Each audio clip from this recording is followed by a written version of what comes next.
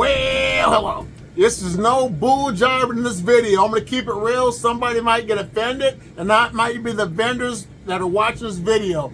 But if you don't have worms, the first thing you need to do is get your phone out, your tablet, or whatever you use, and go to a website. I would recommend and encourage you to try out Mimi's Worm Farm because she has great deals on worms. And the second step you do is when you go to the website, make sure that they have deals. I don't ever want you paying full price for anything. So if you have the opportunity to save money on worms, which is a good time right now because people will not sell their worms during the cold spills most of the time, so that way the worms won't die.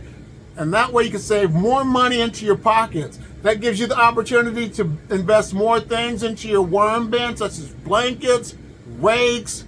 You can buy a worm kit, you can buy food, you can buy worm bedding and other things that that these vendors sell. But check out a vendor, and like I says, if they don't have any specials or sales, wait it out because they will have sales. Because the marketing nowadays, they try to make you feel like you're gonna miss out, FOMO. So don't let that marketing scheme fool you. So I'm keeping it real. So if you like this video, give it a thumbs up. And there's another video. I'll see you in the next one.